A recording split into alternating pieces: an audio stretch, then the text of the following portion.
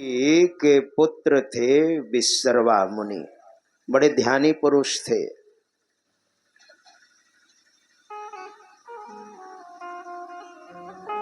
और इतने ध्यानी थे, ध्यान करते करते, है ना। और मैंने कल बताया था जो कथा है वही सत्संग है। अच्छा, पिताजी को बहुत बार लोग बाबूजी भी बोलते हैं, तो बाबूजी अलग और पिताजी अलग हो गए क्या? बहुत बार माँ को माँ बोलते हैं, बहुत लोग मम्मी बोलते हैं, तो मम्मी अलग और माँ अलग। नहीं ना। उसी तरह से कथा अलग और सत्संग अलग नहीं, दोनों एक ही है।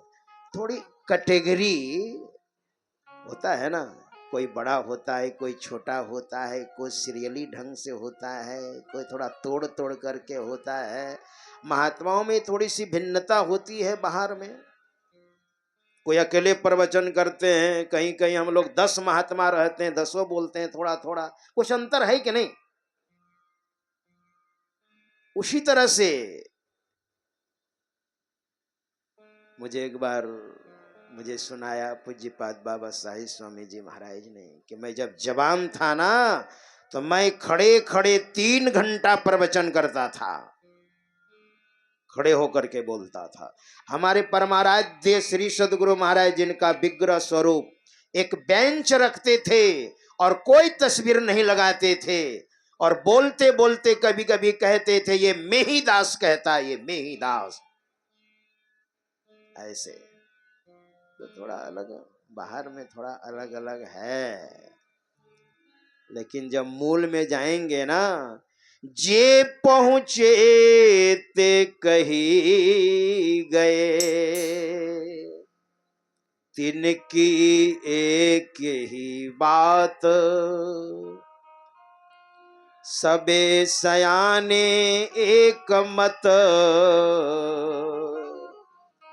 तिनकी एक ही जात। सारे संत एक है। तो विश्रवा मुनि का विवाह इडबिडा कन्या से हुआ। उनका एक बेटा था जिसका नाम था कुबेर। कुबेर जो यक्षों के अधिपति हुए। और कुबेर बहुत अच्छे थे, विचार के बड़े अच्छे थे। कुबेर धनाध्यक्ष ऐसे नहीं बन गए। एक राक्षसनी कन्या आई, उसका नाम था केकसी, जो आगे चल करके रावण और कुंभकर्ण की मां बनी। केकसी ने देखा कि कुबेर के पास पुष्पक विमान है, बहुत सुंदर, उस विमान पर बैठो और जहां मर्जी चले जाओ। तो सोचा इस विमान पर मैं कैसे बैठूं? तो कुबेर से केकसी ने कहा, मैं चाहता हूं कि आपके साथ मेरा विवाह हो। तो कुबेर ने कहा, मेरी पत्नी तो है, और जो भारतीय संस्कृति में जो कन्या पली है वो कभी ऐसे नहीं कहती कि मैं आपके साथ विवाह करना चाहती हूं। अरे गार्जियन नहीं है क्या? एकदम बेशर्म लगती है, डायरेक्ट कहती है आपके साथ मैं विवाह करना चाहती हूं। राक्षसनी है क्या? तो बहुत गुस्सा आया, गुस्सा को थोड़ा सा दबाया केकसी ने, क्योंकि विमान को देख करके लोभ हो गया था। तो केकसी ने सोचा ये विमान कुबेर के पास है। तुलसी बाबा को भी लिखना पड़ा, एक बेर कुबेर पर धावा, पुष्पक जान जीत ले आवा। एक बार कुबेर पर धावा।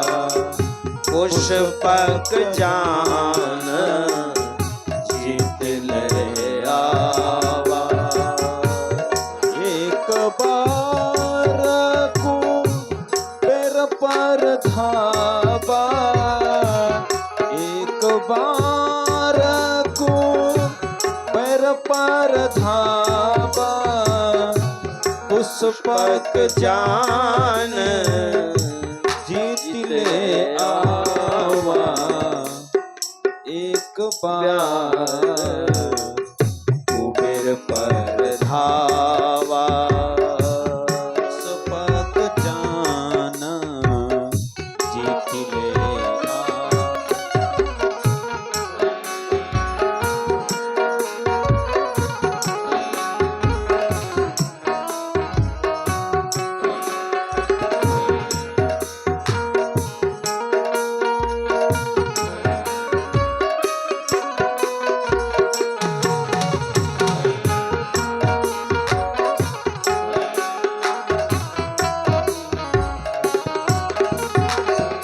एक बात बताऊं, रामायण रामायण का संधि विच्छेद कीजिए आप। राम जोड़ अयन। और रामायण के अंतर्गत जितनी चौपाइयां हैं आप नहीं समझते हैं, अलग बात है, लेकिन कान में जैसे चौपाइयां जाएगी ना, आपका अंतःकरण शुद्ध होने लग जाएगा। क्यों? रामायण के अंतर्गत जितनी चौपाइयां हैं सब मंत्र है। और तुलसी बाबा ने साधना की है, आत्म साक्षात्कार किया है, तब उनकी कलम चली है। 78 वर्ष की अवस्था में उसने रामायण लिखी है। राम जोड़ अयन, राम का निवास स्थान। अयन का अर्थ होता है निवास स्थान। राम का निवास स्थान रामायण। कैक्सी ने सोचा कुबेर ने तो इनकार कर दिया, लेकिन इस विमान पर मुझे बैठने की बड़ी इच्छा है। तो विश्रवा मुनि जो कुबेर के पिताजी थे, उनको अपना हाव भाव 42 आइटम होते हैं। जो सती स्त्री है, पतिव्रता स्त्री है, उसकी बात मैं नहीं करता, लेकिन जो कुलक्षणी है उसके 42 आइटम होते हैं। महाराज कहाँ लिखा है आप बोलिएगा ना, कि जेब की बात तो नहीं कह रहे हैं ना, बौद्ध साहित्य में लिखा हुआ है। और विश्रवा मुनि इतने बड़े तपस्वी, उनको कैप्चर में कर लिया और उसके साथ पानी ग्रहण किया।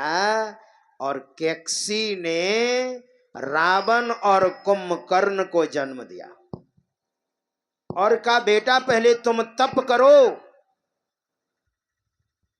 और तपस्या करने के लिए कैक्सी ने भेजा।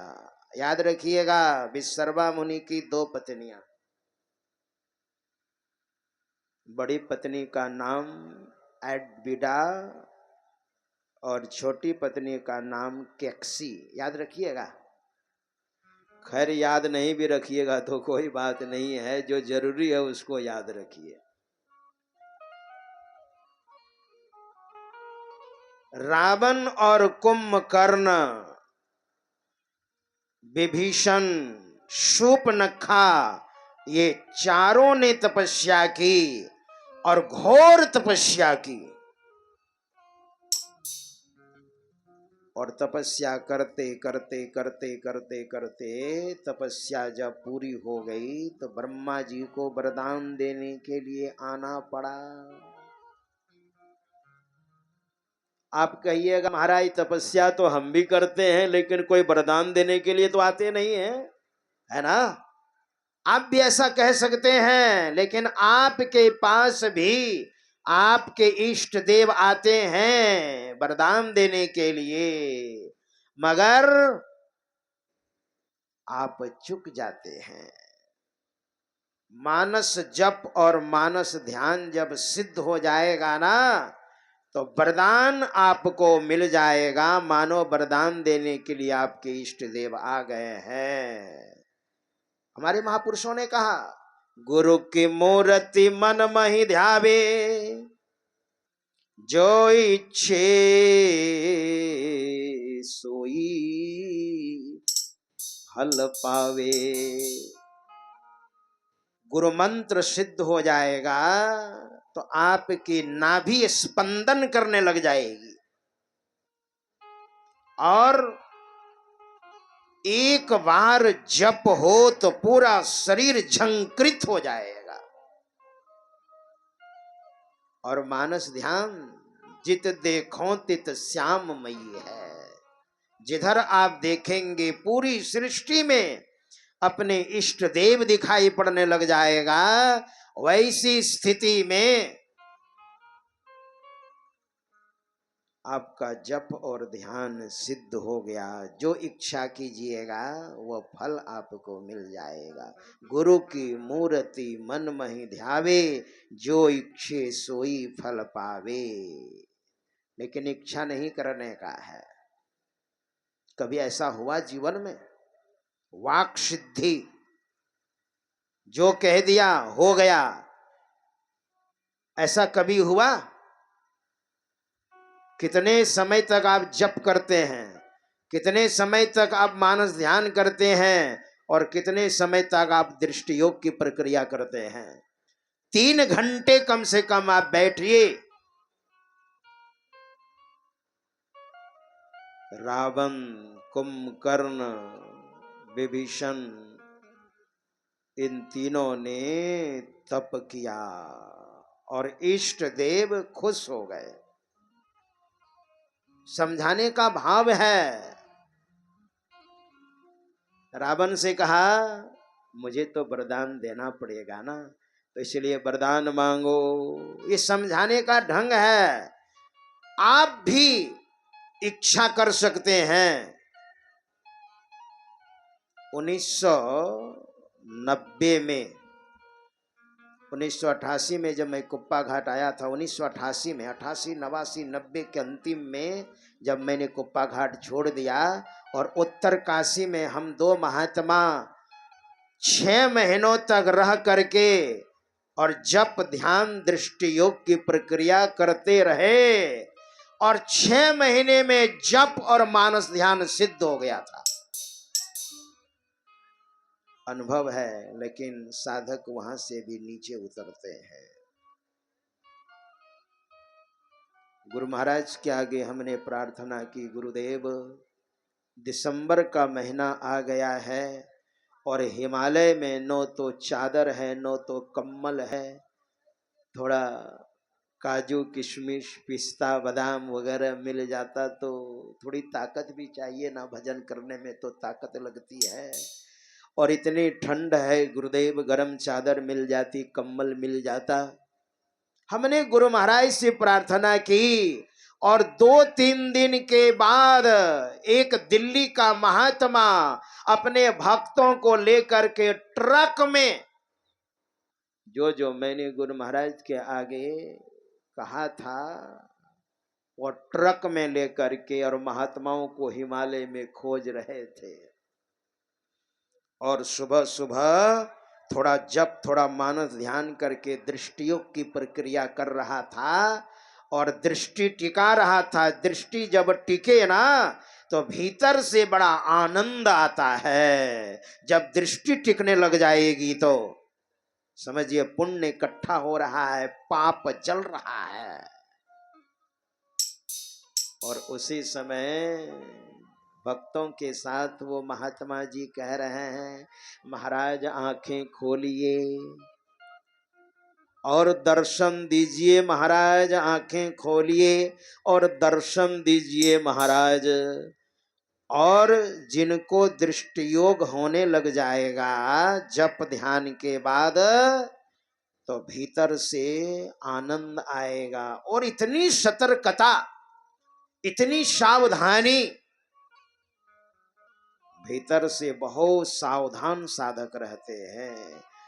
और बहुत दूर में कुछ बोल रहे हैं तो वह भी आवाज आती है। इसलिए मैंने कहा था थोड़ा जनरेटर को पीछे कर दीजिएगा, है ना। लेकिन आप लोग थोड़ा सा इग्नोर करते हैं, अनसुनी करते हैं। इसको मजाक मत समझिएगा। तो जानते क्या हुआ? मैंने कहा इतनी डांट लगाऊंगा। कौन आ गया, कौन पहाड़िया आ गया सुबह सुबह हिमालय में, इतनी डांट लगाऊंगा। मन में सोच रहे थे, फिर मैंने सोचा एक दो बार कहेंगे फिर चले जाएंगे लोग। और जैसे आंखें खोली ना डांट लगाने के लिए, फिर क्या था सामने में, लो महाराज कम्बल, लो महाराज चादर, लो महाराज काजू किशमिश पिस्ता बादाम, जो जो मैंने गुरु महाराज से कहा था। कहां दिल्ली और कहां हिमालय। हम लोगों ने भी चादर फैलाई, दे दो महाराज, दे दो महाराज, यही तो सोच ही रहे थे, है ना। और काजू किशमिश बोरा में ले लेकर के महात्माओं को खोज रहे थे। इसलिए भजन करने वालों की कमी नहीं, और भजन करने वालों को देने वाले की भी कमी नहीं। ये बिहार और झारखंड में इसकी कमी जरूर है, क्योंकि हमने बहुत घूमा है, बहुत देखा है, यहाँ पर बहुत कमी है। लेकिन अब लोग सीख रहे हैं, है ना, अब सीख रहे हैं। और क्या बताऊं, कंबल दे दिया, ऊन की चादर दे दी, खाने के लिए दे दी।